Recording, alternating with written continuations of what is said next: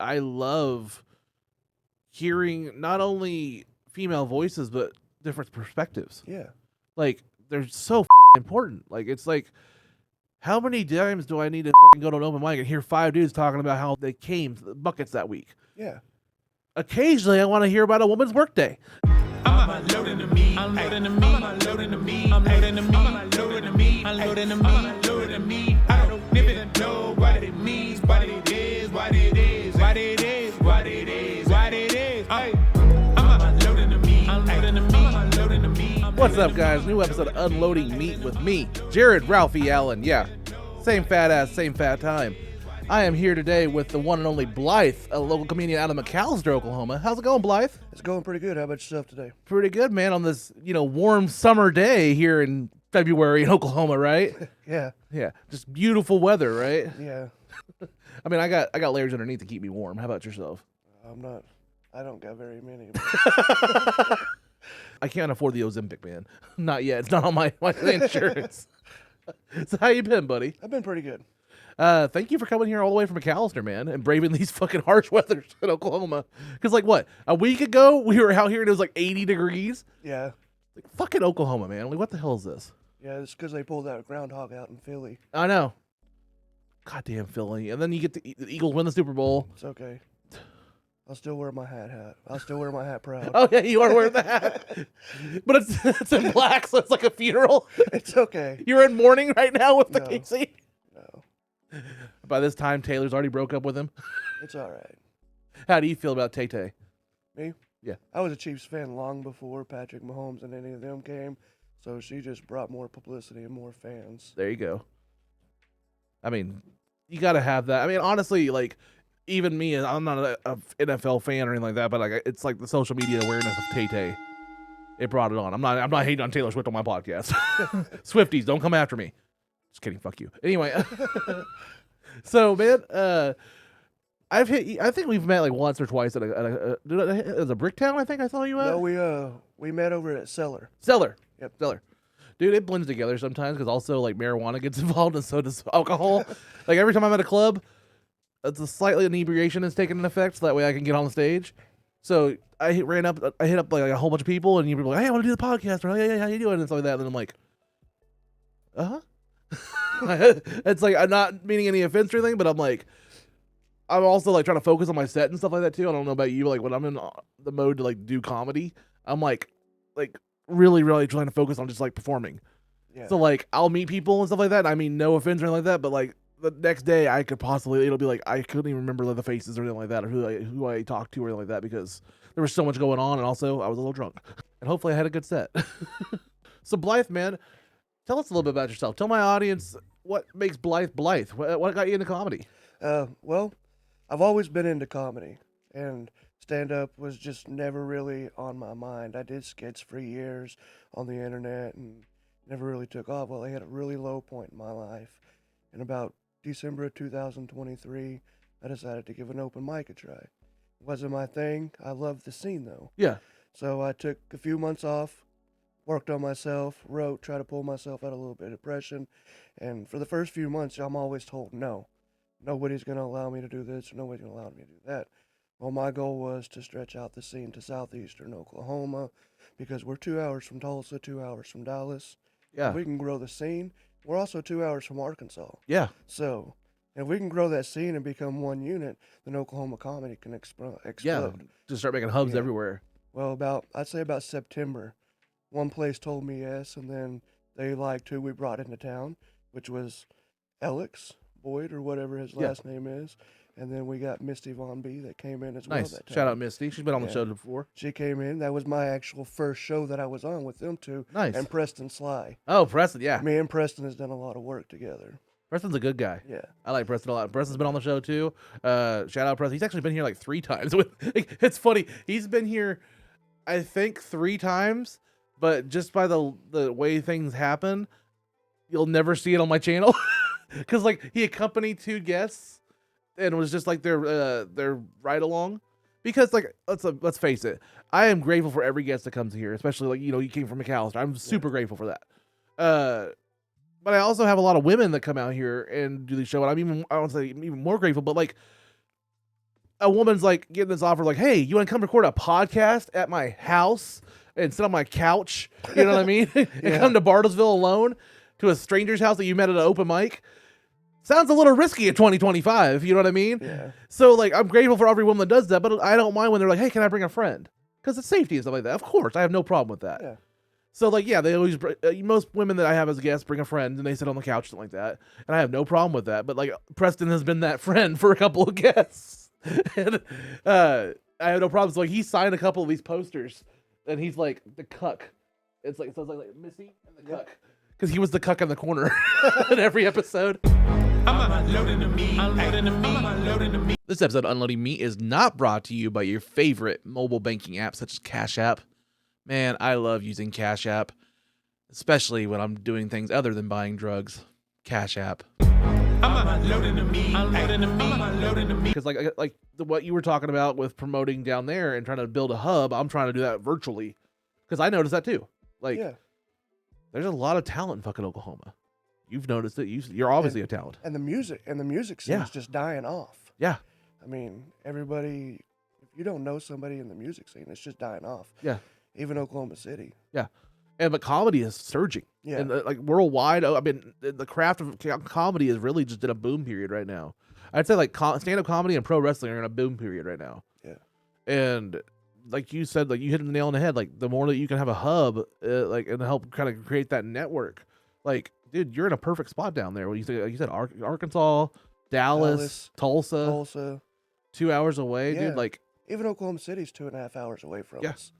It's kind of like that. What was that Kevin Costner movie? If you build it, they will come. If you build it, you will come. Oh, there was a ghost. There's ectoplasm. Yeah. like you're proof, man. Like, cause how's your show do down there? They do awesome. I'll have Peter Bedgood. Yeah. I got Preston Slay, Cody Troutman. I don't know if you know him. I know Cody Troutman. Yeah, he's coming up pretty big in the state too. And all of them would be like, pay my gas money and I'll be there, man. Yeah. Just get the place is beautiful. Yeah. The crowd's outstanding. It holds 100 people. I think we've sold it both times. We've sold it up to 75 people. Nice. That's a pretty good. Dude, Yeah. Right there. Wonder Twin powers activate. Like, proud of you. Like that's like not that we know each other too much or anything like that, but I'm just saying, like, not that I have clout, but I'm just saying, like, that's something to be proud of. Yeah. Like, you should be proud. And I mean, this is only 6 months of work. And then I got this show coming off in, I think it's April 5th. It's going to be called the SMACKDOwn, the first annual. Nice. We're looking to do it monthly. I'm going to have 8 comedians, 5 rounds, 3 judges, and the topic's going to be wrote down at the door by the comedians and the crowd. Nice. And each round, they're going to give me 2 minutes of their best riff, whatever's pulled out of that bucket.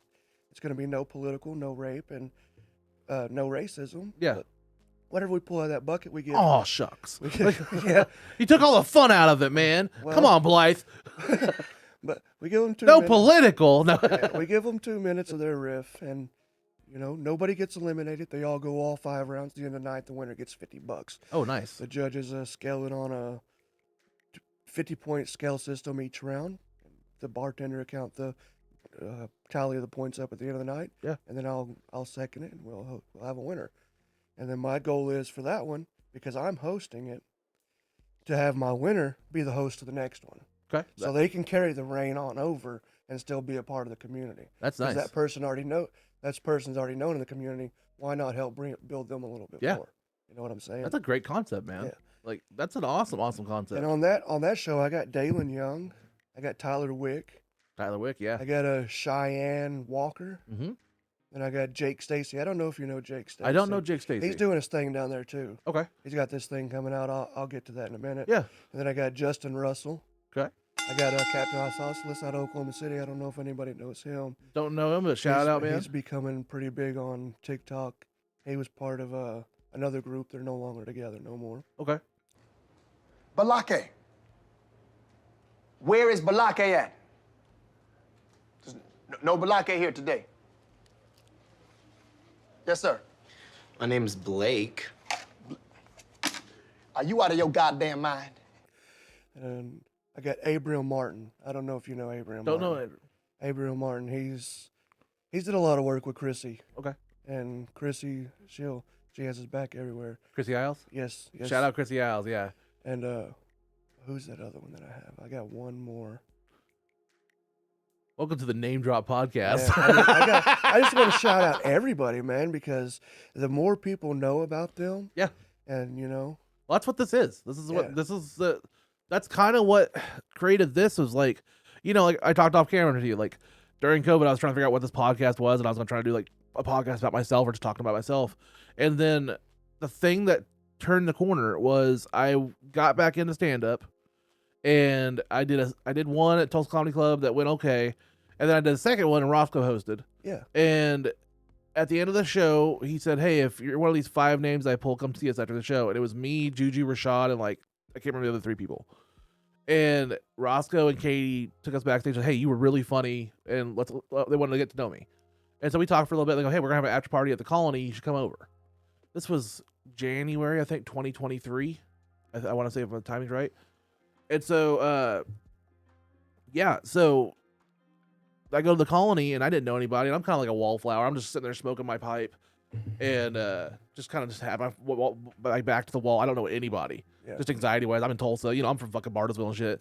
And Roscoe, I'll never forget this, and I'll never not thank him for this. He saw me and he goes, "Nah," and he put his arm around me and he took me to everybody at the fucking Colony. He goes, "Hey, this is Jared Ralphie Allen. He just did comedy tonight. Very funny." And he one by one took me to every single person in the Colony. And it just so happened there was also an after party there for like another comedy show, and then a band was playing there. And so like everybody that was like a who's who of like Tulsa comedy scene in like 2023. It was also like the night that Jesse Willett, I don't know if you know who that is. Jesse Willett's a comedian, and I know the name. I haven't met him. very nice guy, comedian, and artist, and also in the military, and he was getting deployed. So like it was his going away party at the Colony. So like I got to meet everybody was there. JB Watkins, Lacey Rains, fucking I think Landry Miller was there, Preston was there, Missy, and basically just this hodgepodge of everybody on the Tulsa scene was just there to like basically see Jesse Willett by, and I got introduced to all of them. And as I'm talking to all these people, I'm like, holy shit, I should interview these people. Like this scene is amazing. There's so much talent in Tulsa, and in Oklahoma in general. Like you were talking down there. There's just so much fucking talent here, but there's no spotlight. And I started building this. I was like, I should interview these people. That's kind of what Unloading Meat kind of became. And then I also launched my production studio around the same time, just kind of like build, actually get paid. Because I'm sure as a struggling comedian and starting out, you don't get paid a lot at the beginning. You don't get paid. No. So I was like, I have this studio, so I want to start launching the production studio, but on the side is like a side hustle. And the first gig I got, my first client is Josh Wolf. I don't know if you know who that is. Josh Wolf is a pretty famous comedian. He was on Kill Tony a couple times. He's worked with Chelsea Handler, and him and his son did Kane's Ballroom, and they needed a podcast studio for their podcast. Like every city they went to, they just filmed locally. Yeah. And so they needed a podcast studio for their podcast called Hey Man. And Zach Amon was like, "Well, Jared's got the best podcast studio in Tulsa," and he gave me that shout out. And so they came here the day after that, and I got to spend 2 hours being their producer, and produce an episode of their podcast right here. And he was my first production studio client. And for those 2 hours, like Josh Wolf was just talking. He goes, "I didn't know there was a scene here in Tulsa." He's like, "You do stand up?" I was like, "Yeah." He goes, "I didn't know there was anything here." He goes, "That's awesome." He goes, "But he looked at the brand. He was talking about this, and he's like, you're on the right path. You're doing something to actually put a spotlight on like this state, because he's like, there's nothing here." Yeah.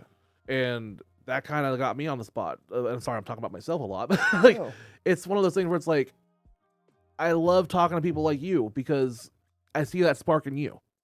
I see that ingenuity because you have talent yourself. You have a dream. You have obviously some compassion in yourself because you're the talent that you're working with. You're talking with good names. Yeah. And also, we've talked here for 20 minutes or so, and you rattled off like 50 names because like this is supposed to be a podcast for you, and you're trying to show and broadcast and spotlight other people. And I just want to say hats off to you, bro. Hats off to you because like that shows your heart, man. Well, I mean, it's not just about me, because when I ask these people to do it, it's not just me promoting me. Yeah. It's me getting their name out there as well.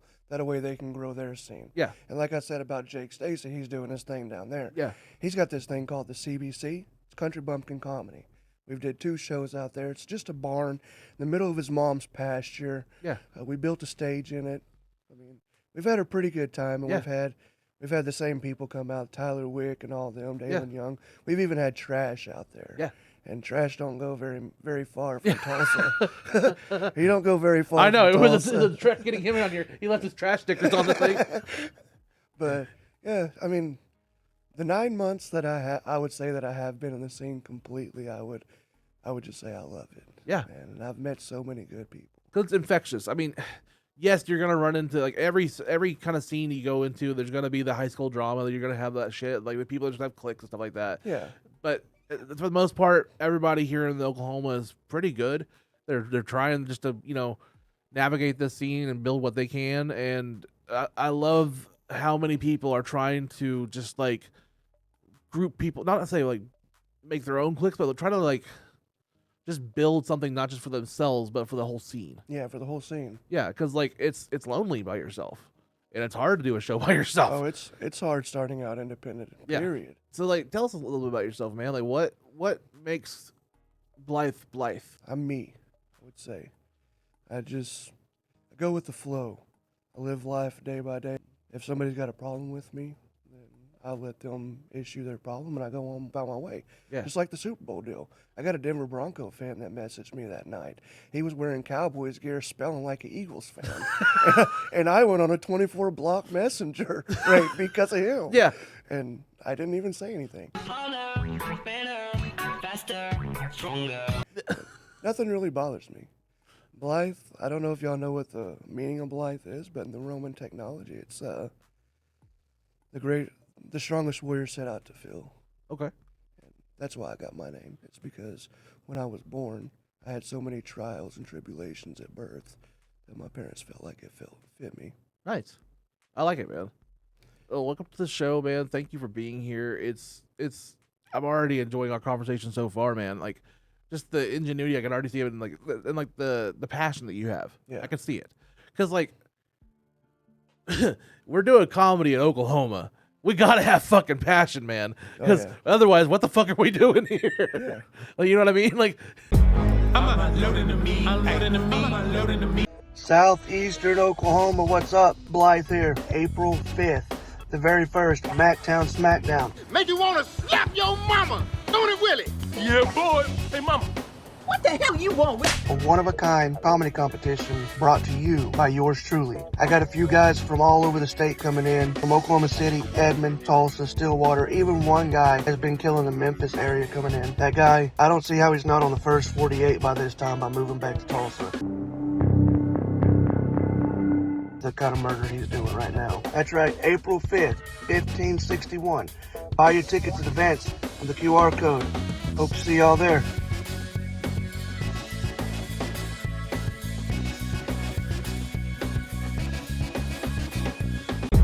I'm unloading the meat. Unloading the meat. I'm unloading the meat. so like, what things are you into whenever you're not doing comedy? And I'm not into comedy. I'm with my kids. Okay. If I'm not with my kids, then I'm sitting there trying to find the next venue. Okay. Or I'm trying to get another lineup for my venue. And like I said, that monthly thing, I already got my lineup for the May show. Nice. But I'm not going to let you know who it is. And my idea with the comedy scene is so much harder for a female, like you said, to trust anybody, especially to go to these clubs alone. Yeah. So, if I try to help stretch the scene and get a lady that knows all these other names and put one person per card, they'll get to know her down there as well. Yeah. And then she'll feel comfortable wherever she goes. Yeah. And You hear that's- that, ladies? that's my We goal. create safe spaces. That's my goal is not only to get the male figure out there, but it's so much harder for the lady in the industry. It really is. Yeah, it really Because you is. don't see very many famous women comedians. Yeah. And I've heard a lot of them say they're judged because of their sexuality, or because they won't do this for somebody, they won't get on a show. Yeah. And I've heard that a lot, and it really rubs me wrong. Yeah.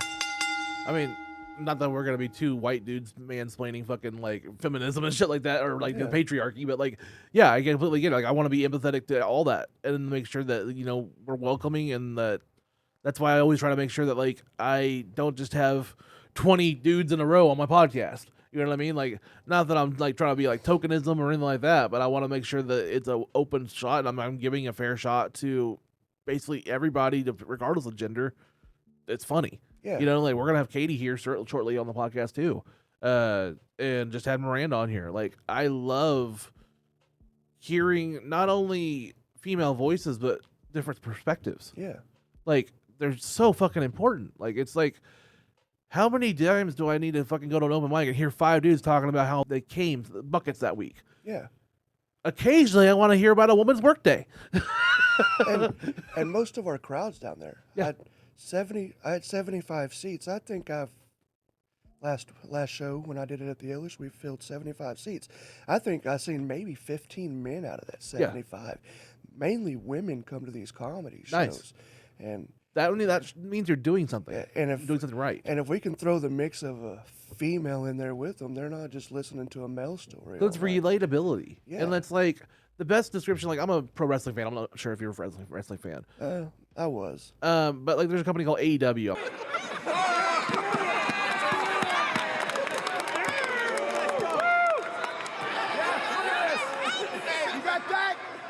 What you gonna do? Where'd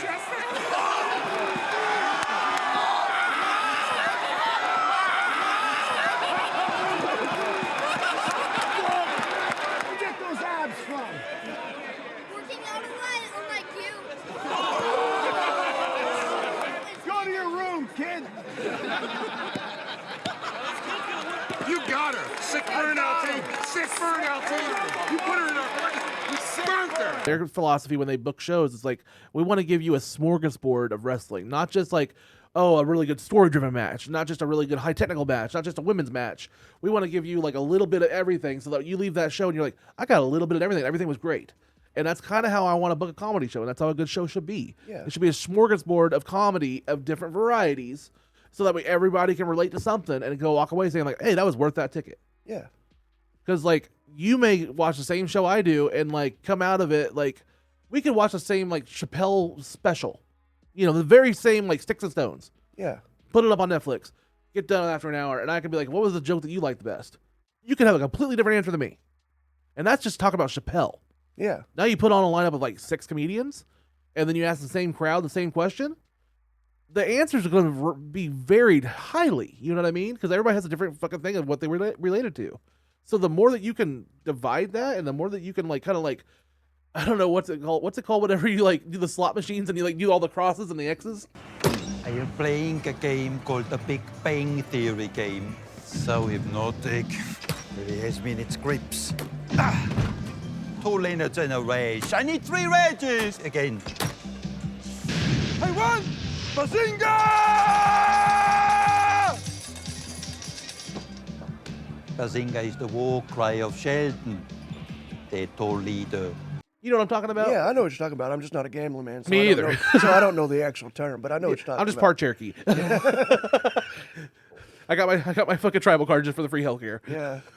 I just don't gamble much, but I know what you're talking about. Yeah, so like the more that you can do that, it's like you're kind of like doubling down on your investment or helping your investment to possibly get a win. Yeah. You know what I mean, for a good show. Because I'm sure you've done it. I'm sure you've been on a show or you've seen it even in an open mic where it's like you could have 8 fucking fantastic comedians and suddenly like nobody shows up or something Nobody happens. shows up. Yeah. And what do you do? There's been the shows that I show up to, we all be sitting there just talking, and nobody actually put a set together. Yeah. And then right as showtime comes on, 30 people walk to the door. Yeah. And I mean, I've had that experience as Yeah. well. And that's also like I think I love the I like to. Do you ever watch the show Ink Master? Yes. I love Ink Master. I actually want to do a whole bit about it on my show on stand up, but I find Ink Master fascinating, and I like to compare it to like everything that I do because Ink Master is very similar to how like comedians are. Where like you go through Ink Master, and there's always that 1 or 2 people that are like, I wanted to be Ink Master, but I don't do black and gray. Yeah. Or I love Ink Master, I don't do portraits. Yeah.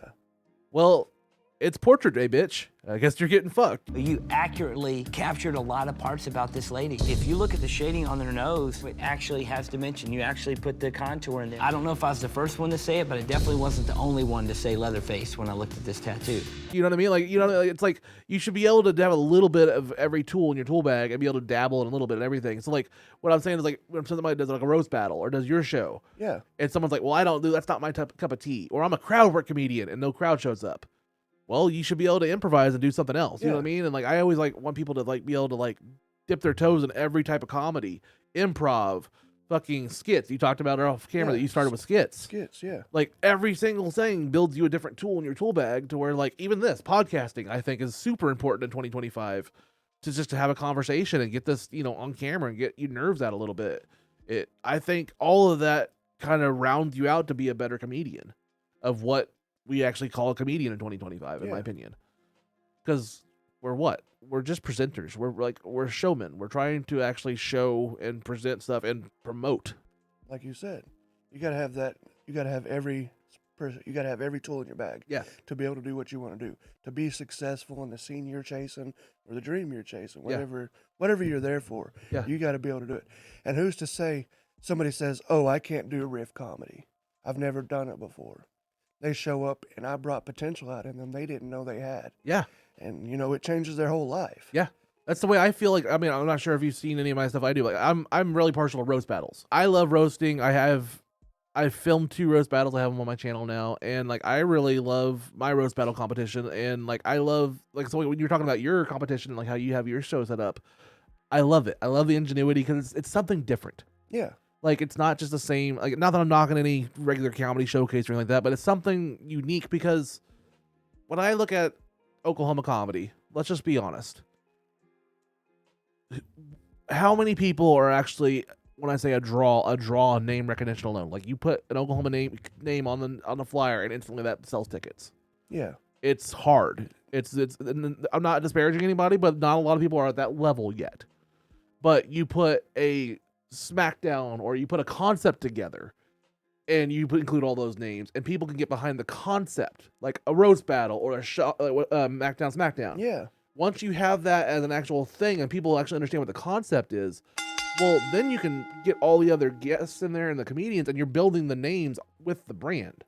Like the actual concept is helping get people over as a draw rather than just the name recognition alone. Because if somebody sees a flyer and goes, well, I don't know that name. Okay. But if they see the concept and you detail what it is, well, that's a better sell. You know what I mean? It's better advertising, better promotion, and it helps everybody overall. So I love what you're doing. My roast battle, I try to do a little bit different where like I do a double elimination one. Yeah. So that way, like it draws intrigue, it draws kind of, my thing with roast battles I hated back in the day was you do a roast battle, let's say there's 5 comedians. And they're like, hey, you got to write 5 jokes for each person. Well, that's 25 jokes I got to write, right? Well, if I lose one round, all those are wasted because I didn't get to face the other people because I lost once. Well, that's a lot of material I just wrote for nothing, and a lot of people feel like that, and it sucks. So with a double elimination, and you get one more try, and it adds intrigue, it adds drama because then the crowd can get behind somebody if they actually want to cheer somebody on, and then I have like a prize at the end too. So like it helps, just do something different. And I love what you're doing, man. Like how long you been doing it? I've been promoting shows since September of last year. Damn, man. Yeah. And like the track record that you already developed, man, is amazing. Like props to you, bud. Appreciate that, man. Like the hard work's paying off, and like the ingenuity. Like I said, I was told no for the first few months, and then nobody's gonna give anything to you. You got to get up and get it yourself. Yeah. And that's what I learned real quick in this scene. Yeah. And once it started, once I got the ball rolling at one place, they seen what we did, and then we brought it back this next month. Yeah. They seen what we did, then we brought it back the next month, and they seen what we did. Yeah. And then we just moved it to a different facility. That's all we did. Change the scenery. Yeah. The people already know who's coming into town.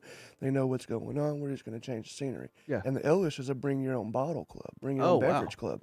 There we go. I mean, it's 18 and up, but you got to bring your own beverage in there, and it's only $5 at the door. There we go. For every show that man does. Yeah. That's not a bad deal at all, man. And it's a beautiful place. Like it almost looks like a private club inside. Nice, man. Well, man, like that. I'm excited to see where your concept goes. I'm excited to see where your brand goes, and just like the overall talent and stuff that you're building there, McAllister, man. Like, and just like the overall, like you're developing a hub there, like we talked about. Yeah. Like that's super important, man. Because like you said, like 2 hours from everywhere. Like, and then each May I try to do a mental awareness show, where all the proceeds go to 877. Oh, nice. Or that number. Yeah. We try to do it one time, and shout out Logic. Yeah, they cut us off because I wouldn't give part of the donations to the people that ran the facility. But that's what you get when you work with city officials. Yeah. If you work with city officials, then you're going to have to proceed. Yeah. But if you work with somebody privately, I've learned real quick, that, you know, you could work out a deal, especially if it's for a foundation. Yeah. I mean, there's unfortunately with the way that we're set up, there's just a lot of red tape when it comes to charity and stuff like that, and like there's just you gotta go make sure things are going a certain way. Like I've encountered that with past jobs, stuff like that, when people set up GoFundMe's for like people like employees and stuff like that, and it's like the way the proceeds had to be to sit it out and stuff like that. It's like it's complicated. And a thing I learned real quick in the industry is you can go to a place and tell them one thing, and if they don't see it, they don't believe it. Yeah. So like what I do is I'll try to get my lineup set, then I'll get a date set, and then I'll get the door set, and then I'll go to the place and be like, look, this is what I was trying to tell you about. Yeah. Now I'm presenting it to you. Yeah. And then it works every time. Yeah, because perception's reality. Yeah, perception. You could talk about it all day, but if they don't see it, they're not going to believe it. Yeah. So, and I learned real quick that's what gets me through it a lot. I mean, we have to be salesmen. Yeah. I mean, like I said, we're stand up. We have to be entrepreneurs. We have to be promoters. We have to be salesmen. We have to be entertainers, presenters, like just a jack of all trades on everything on top of being funny. Yeah. There's a lot of what that goes into what we have to do. And it takes a special kind of person to really succeed in it. And like, I really think you're doing a great thing down there, man. Like, props to you, man. I appreciate that. No problem, buddy. Like, it's great talking to you. It's great having you here. It's great seeing the scene just thrive in different ways, in unique ways. You know what I mean? Yeah. Because like, you named off like 50 names, and there's so much talent here, man. And people don't understand. They think comedy is just stand up. Yeah. A lot of people just think, oh, a stand up comedian. Yeah. No, we got a local down there. She does prop comedy. Yeah. So she plays music and she dances with all these props, and it's really awesome to see. Yeah. And Jessica, I don't know if you know Jessica Lytle. Yeah. So that's the lady that actually put me on last September. I love Jessica. She was yeah. like, hey, you got it. Come September. And Yeah. ever since then, me and her's talked. And yeah, Jessica is a good bud of mine. Yeah, we talk privately like a lot of times. It's like there's been some things like we talked off camera and some shit with like my custody and stuff like that. Jessica's helped me through some rough patches. Like Jessica's a good friend. Yeah, she's actually talked me back in September, getting back into it. She's like, I seen how much passion you had last year. Yeah. Let's try it again. Shout out Jessica. And still, I want you on here. Like Jessica, I have an open invite for her to come out here and talk a little bit because she's funny. She's got the quirky sense of humor too. Like she doesn't want to admit it, but she's funny as fuck. Yeah. And people are like, why don't you put an open mic down there? Well, it's 2 hours away. The only time we can do an open mic is a Friday night. Yeah. And then we got these comedians in Tulsa. On Friday nights, they're booked. Yeah. We got the comedians in Oklahoma City. Friday nights, they're booked. Yeah. So my plan is I'm going to do an open mic, but it's going to be like when there's a big event, like Don't Tell Comedy or Blue Well. Yeah. When those are going off. Because we get people coming in from out of state all the time. And by us being in the middle, if I was to do an open mic one night before, who's to say I won't catch the traffic off 69? Yeah, that's true. Like it's all about placement and timing and stuff like that, and just promotion, honestly, on it.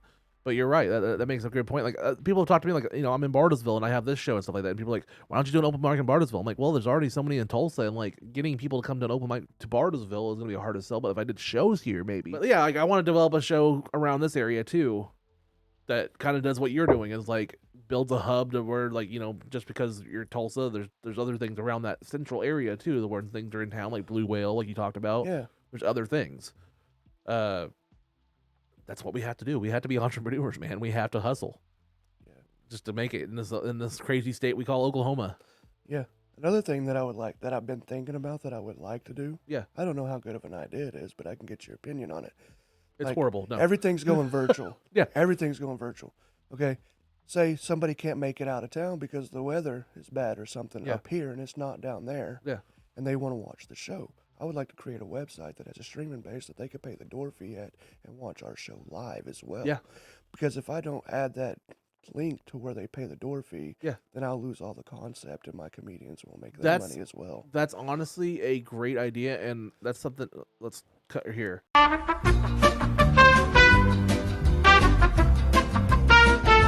Cash App's been great for comedy, man.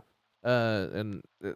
Thanks, Cash App. I mean, I use it for everything besides drugs. I mean, I still use it for drugs, but fentanyl free now.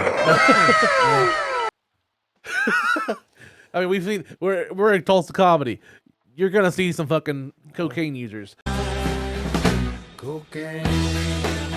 You should go down to McAllister. All we got is prison, fentanyl, and hookers.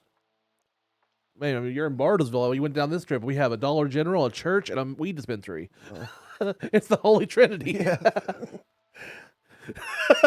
We got dispensaries all over town, but I think there's just too many in the state. I think they all. Well, it's like I worked for T-Mobile, and I used to have a store in Ardmore. And Ardmore is like, we couldn't even get people hired because nobody could pass the background check because everybody that lived in Ardmore either worked at the prison or the casino or they stole from the casino and then they went to the prison. It's like somehow they had a background check that got fucked. And they made a trip to the prison either as a worker or an actual prisoner.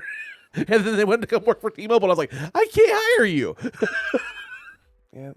That was the thing, the loop all the time. Yeah, that's the loop everywhere anymore. Check out the brand new luxurious UnloadingMeat.com, your one-stop shop for all things meat.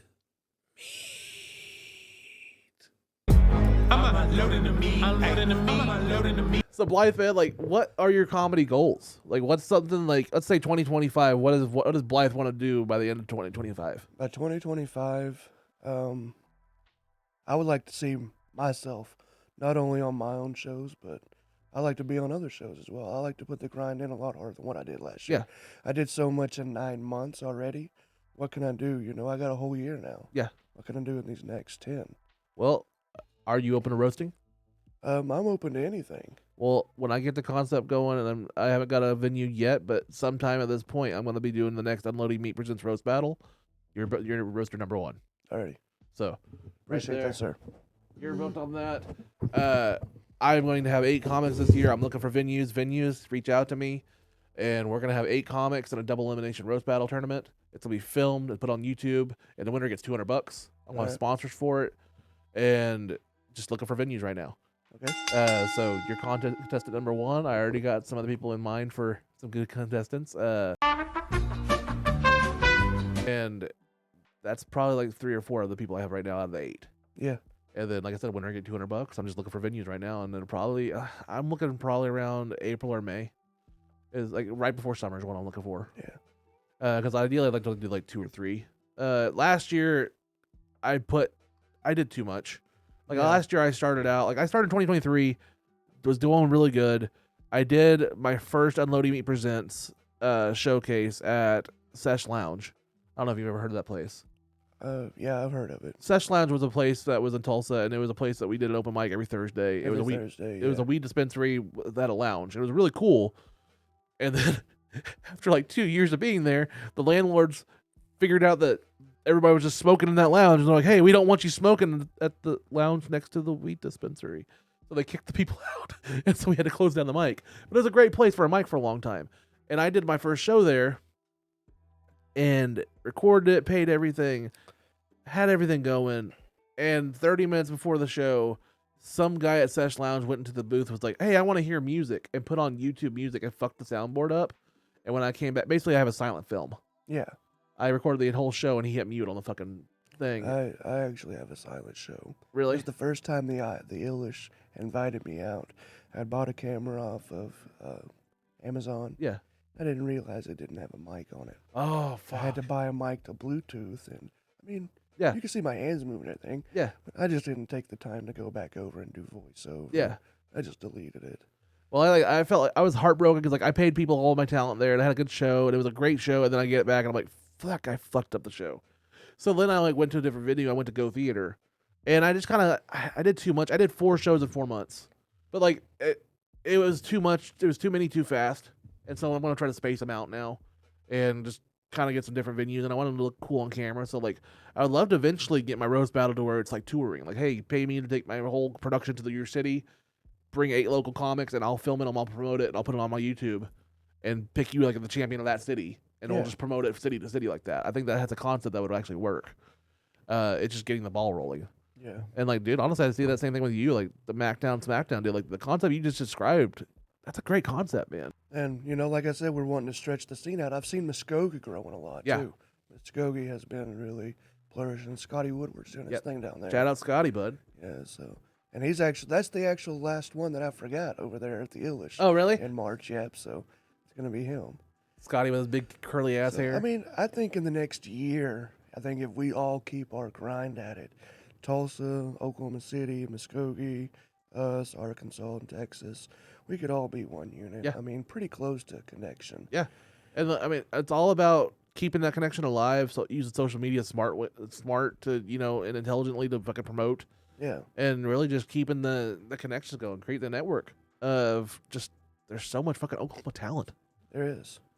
And I don't know what else to say about it, but just like when I got in stand up, I thought I was just gonna go and hang out with just a few people. And when I showed up to the Cellar, the very first open mic I did in Tulsa, was at the Cellar, and I was like, man, I can't even sit down in this place, and most of these people are here for open mic. Yeah, Cellar's a cool vibe. It's just crazy how much talent we actually have here. Yeah, I struggle in Cellar a little bit because I'm claustrophobic as fuck. Like highly claustrophobic. And they got that wall right there. Yeah. And it's like if it's packed, like when Roscoe proposed to Katie, it was standing room only, like all the way to the glass doors. And I was like almost panic attacking. I was on the edge of the thing. Like if you see me at Cellar, if I ever go to the Cellar, you'll mostly see me upstairs smoking. Yeah. And like I'll go down there in stages because I just can't take it. Yeah. The bathroom scared the fuck out of me. Oh yeah. Even with the Coke mirror. Yeah. The famous Coke mirror in fucking Cellar. But I love Cellar. JB does a great job there. Lacey that was her last weekend, this last Sunday apparently. Shout out Lacey. But yeah, they do a great open mic there. It's been a long-standing mic for years. Yeah. But yeah, it's a good vibe, good atmosphere. But you're right, it's sometimes standing room only, and everybody's there for comedy, or they're there to just drink alone, and they do not want to hear comedy. Yeah. It's very polarizing vibe at Cellar. You have 3/4 of the bar is smushed into this fucking Cellar to do comedy and red light, and then you have like 3 bar patrons that are like, I really don't want to hear fucking jokes. Yeah. Please leave me alone. And we're not going to leave them the fuck alone. It's like that at a comedy show too, man. They'll pay the door fee and know what they're getting themselves into. Yeah. And then at the end of the night, they'll come and tell you, hey, we don't like what you said. Yeah. Well, you came here. You paid me to say it to you. Yeah, that's your choice. Yeah. So, I mean, there's a bunch of ins and outs, but yeah, I didn't realize how much we actually had in this state until I stepped into it. And it's just like, the also part of it too is like we talked about diversity and like making sure that we have like women on our shows and stuff like that, but like, also like it's not just not that I'm like disparaging or trying to get political or anything like that. It's not just 100 fucking just red hat comedians. Yeah. If I'm trying to be as polite as I can, you're gonna have a lot of either conservative, liberal, gay, straight, trans. There's so much. It's a melting pot in Oklahoma. It's not just like, what you would think just a full red state. Like, I honestly think that Tulsa and like OKC are kind of like these little hubs, almost like a little mini Austins. Yeah. And like you're getting McAllister. We talked about fucking Muskogee. These little places are starting to like just bring up. And I don't know, man. There's just I think it just needs more and more online presence. I think that's going to be the key. Yeah. It's just the more that, like we talked about, like streaming, and the more we can like put shows online, that's going to be the future of getting Oklahoma developed. Because like I told you, like when Josh Wolf was here, he was like, I didn't even know there's a fucking scene here. Yeah, and there's this website that's called Worldwide Comedy that you can actually get on there, and you can pay monthly. You can upload a biography of yourself and all your footage and everything. Somebody on Instagram was actually telling me about it. Yeah. It's so much a month.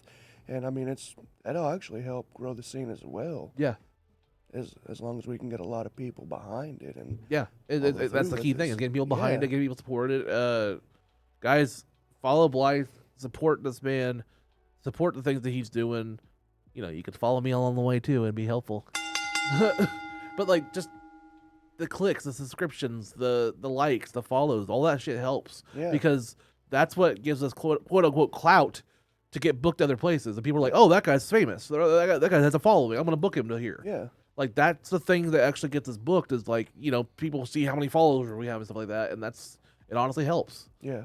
Because it's superficial. I mean, how much FaceTime do we have with a booker or something like that?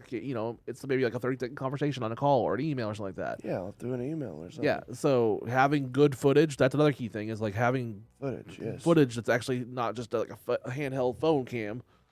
Like, having actually quality footage that's actually good. is another key thing to submit for fucking shows and fucking what do you call it? Competitions. Competition. Yeah. Festivals. Yeah. Blue Whale, stuff like that. And it's also a lot to do with who you work with too. Yeah. Say you have a really good night with this person, and this person goes over here. Like, hey, let me tell you about this guy I did a show with last week. Yep. Because somebody backed out over here. Yeah. And that also gets your name out there too. Yeah. I have no ego about what I do, but with the episodes that I have and the people that I have with on it, all it takes is one episode to pop off and like basically be like a viral hit or something like that. And then it's the back catalog of like, let's say I have one guest that for some reason just hits the algorithm just a certain way and it blows up my YouTube. Yeah. Suddenly everybody's like, well, that was a funny one. Well, who's this Blythe person? Who's this person? Who's Peter Bedgood? And then suddenly the back catalog is like worth so much and that expands so much. And that's why I'm like, no matter what your project is, whatever your inspiration is, SmackDown, or SmackDown, I'm sorry. I don't mean to mispronounce your own fucking show. You're good. Whatever your project is or your inspiration is, your passion, keep your head down, just keep pushing.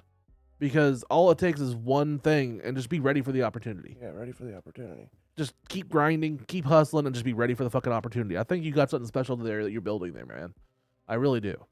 And I would love to be a part of it eventually if you ever want to have this fat ass on your show, man. Yeah. we can make that happen. Okay. Not that I'm not that guy that's like, please put me on your show. No, you're good. I understand where you're coming from. But like, yeah, any way I can help you out, man, I would love to. Anytime you have a show, you're welcome to come up here and promote. I would love to, or anything I can do to help promote. Yeah. I'd love to help you. I just like working with good people that have good hearts, and I can obviously tell just the short time we've talked, you care. Yeah. You know what I mean? Like, it's in your voice, it's in your fucking smile on your face whenever you're talking about this. I can see the passion in your fucking, just everything you're doing when you talk about comedy. Because, like, I asked you, what do you do for fun when you're not doing comedy? You're like, hanging out with my kids, then I'm also working on the next venues and stuff. And I'm like, I was meant to, like, video games or, like...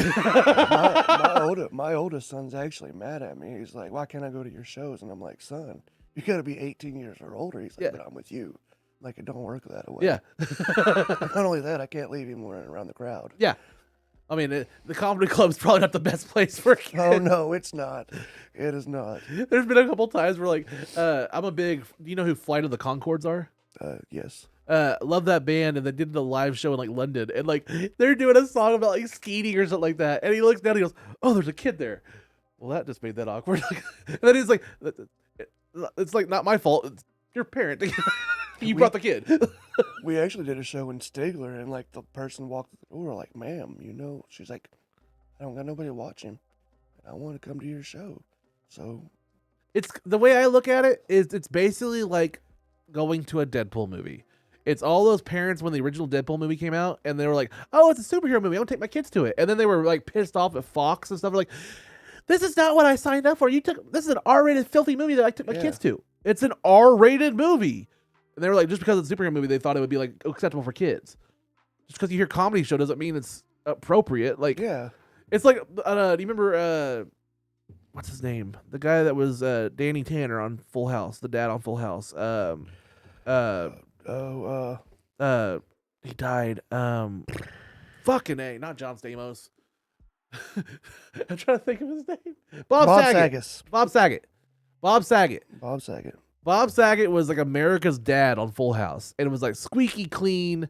The definition of like the squeaky clean dad on Full House. His stand-up was some of the filthiest shit you would ever fucking hear, like talking about like fucking goats and stuff like that. And everybody was always shocked because they would like take their kids and stuff to go see Bob Saget live, and he's talking about cum within like 30 seconds. And they're like, whoa! And it's like, well, it's Bob Saget. Like, you know what you're getting into. You know what I mean? Like, you got to know what you're getting into. Like, there's been comics I've talked on here. Like, I think Tyler talked about that. Tyler Wick, where like they booked a show and they had a family in the crowd, and he told them beforehand, "Hey, this is a pretty racy show." And like, okay. And he's like, "Well, I tried to warn you." And then after the show, like you said, people come up like, "I was offended by this." Something like that. Well, we tried to tell you, like, you know what I mean? Like, you know what you're getting into. Like, you walk through the door, all bets are off. It's almost like we have to sign a waiver. Yeah, and if I'm asked to come do a show or something, I'm always like, "What's your rules?" Yeah. You know, are you a clean comic? Yeah. Or do you want clean comedy? Because I don't do clean comedy. I don't either. I can't do clean comedy. I don't know if I got Tourette's or what, but I cuss every other word. I think it's just called trauma. That might be it too. I mean, that's also the part of the like that's part of comedy that we've learned too. Is like, yes, you're gonna have drama and you're gonna have like these little like tiffs and stuff like that, other comedians, stuff like that. But at the end of the day, everybody in the comedy scene is just trauma bonding and trying to work out their fucking like they can't afford therapy, so they're trying to just work it out on the stage. That's pretty much everybody in comedy. And everybody's got their own issues or something like that, and you just kind of got to navigate that. Especially Tulsa comedy, I see, like, you know, everybody's just trauma bonding or trying to figure out, like, imposter syndrome, or, you know, they couldn't get their medication refilled this week. Everybody's going through it and trying to make it funny. That's the gift. I think Salt and Pepper said it the best way. Push it real good. Yeah, I don't know. And, I mean... Another thing is, with comedy, there's so much hate in the world, but when you step into the comedy scene, everybody is for everybody. Yeah. And I've noticed that. Yeah. Now, you can go to these other places, and they have these outcasts over there, but when you're in the comedy group, everybody makes you feel welcome. Yes. I also think, like, you're going to have gatekeepers in every scene. You're going to have fucking people, like, try to haze or something like that, or, like, try to, like, do that shit. But for the most part, it's about intent. And, like, if people see that you're actually there to be there and, like, you're not going away, they kind of respect you. And they kind of leave you alone. And you're kind of one of us. You know what I mean? I've seen that, too. It's like a camaraderie that comes, like, oh, you know. It's like you're down in the trenches with us. You know what I mean? Yeah. And, I mean, yeah, there is those gatekeepers, like you were talking about. Yeah. But also, you know, everybody was in our position at once. You know, somebody, at one point, somebody walked to that comedy club at for their first time ever. And they had to earn their respect. So they're going to make you feel intimidated. They're going to make you feel the pressure. And that's just to see if they're going to break you or not. Yeah. You know? I mean, like, not that I'm calling him out or anything. He's actually a friend of mine. And, like, we're not going to have him on the show, but, like, Royal Oates was at Bricktown a couple weeks. And, like, he loves to, like, heckle or, like, not heckle, but, like, roast people, especially when he's hosting. Like, he likes to think of a roast joke or just, like, you know, fuck with people. And some people can get intimidated because he's a big black dude. Yeah. Big, strong black dude with muscles. Whenever he does, you know, does a joke, automatically, like, oh, I'm intimidated. He doesn't mean it that way. It's just his presence. That's how his demeanor is. Throw a fucking roast joke right back at him, and he's like, props. You know what I mean? It's just one of those things. Like, there's people that you just gotta figure out, like, you know, just roll with the punches. Yeah. What's your goal for the what's it called? SmackDown, SmackDown? Yeah, what's your goal by the end of the year for that? By the end of the year, I would like to grow. I mean, we're starting out with 8 comedians, but who's to say it's not to take off? And we can do 12, and we move it to 16. And then we can turn it into an elimination deal where we got a full bracket, and who knows, we can turn it into a whole weekend thing. Yeah. You know? You can have, like, the best ofs, stuff like that, and have, like, eliminations, like that. Yeah, like, dude, like I said, like, when you explain to me the concept, it's money. Yeah, and another thing is, like, if I'm doing a show down there and you want to come down and try to help promote it or whatever and throw the spotlight on us and help film, okay, I'd also appreciate that. And dude, let's work something out. I'll share the love as well for you. Okay, man. Yeah, I'd love to work something out. Like the more the merrier, and like whatever I can do to help. Like you're now a brother for life. We've met each other. We've worked on it. Like I also, like, we can wrap up here with this. It's like that's kind of the goal also with Unloading Meat. Is like it helps with my anxiety and also like getting to know people, because like we said we met each other at Cellar. Yeah. How long of a conversation can we truly have at Cellar when we're all trying to work on our time and stuff like that? It's hard as hell to do. Yeah. Our fucking, like, our attention spans are nothing. We're all trying to work on our sets. We're usually inebriated or something like that. And it's an overwhelming experience when we're usually at a mic. And it's hard to have an actual genuine conversation or get to know somebody. That's why I love this. So I got like, hey, let's invite you over here. Let's talk for an hour and get to know and see, you know, let's get behind the asshole jokes and let's actually find out if the asshole is actually a genuine person. Yeah. Not to say that you're an asshole, but just in general, most comics are kind of assholes. We get on stage and we want to fucking talk on the mic and be like, you're going to listen to me for at least 5 minutes. It's all right. That's an asshole comment. But genuinely, you've been a genuine awesome guest, man. Thank you so much for being here, Blythe. Where can everybody follow you on social media if they want to book you? Y'all can follow me on Instagram. It's BLYTHE Comedy. Okay. All of them's the same. And then TikTok, Lemonade, and I also got a BLYTHE Comedy Facebook page as well. I'm trying to grow. Very nice, man. And what's the name of the show coming up? We got SmackDown coming out in April. It's going to be, I think it's going to take off. Nice, man. I really do. Well, I hope you have so much success and happiness in those shows, man. Take a bunch of photos. If I can get it down there, I would love to help support down there, and I'll come out to one of those shows. And by the end of this year, I want to be out to at least one of your shows, man. I'm going to see if I can get down there to McAllister. Oh, we'll return the favor. We'll make it happen. Well, you've been here to me, so I'm gonna, even if I'm not booked, I want to return the favor and be a guest of your show. Yeah. Or, you know, buy a ticket down there. And I like to do that. Like, I always like people like, you know, like Teddy YT was here a couple weeks ago, and like I couldn't make it out to his Arkansas show, but like he came out to Broken Arrow, and I was like, okay, well, you were a guest on my show. I'm gonna be trying to be buy a ticket for your show. He had actually hashtagged me in a TikTok. Oh, really? BLYTHE did hashtag my page, and he said, I didn't realize I did that. I get away with my hashtags. But, it was pretty cool because I shared the spotlight back on him. Yeah. I shared that same video. Yeah, pay it forward. And I appreciate it, even if you didn't mean to, Teddy. Well, like, man, that's what I try to do. Is like I try to pay it forward with people that are gracious enough to come up here, especially in braving the snow and the weather. Thank you so much for being here, man. It truly means a lot. Thank you for your friendship now, and I look forward to seeing what you do in 2025, brother. I appreciate you, man, for having me out. No problem, man. Guys, thank you so much for watching Unloading Meat. This has been Jared Ralphie Allen. He's Blythe. Peace. Unloading the meat. Unloading the meat. Unloading the meat. Unloading the meat. Unloading the meat. Unloading the meat. Unloading the meat. I don't even know what it means, what it is, what it is, what it is. Bye. Have a great time.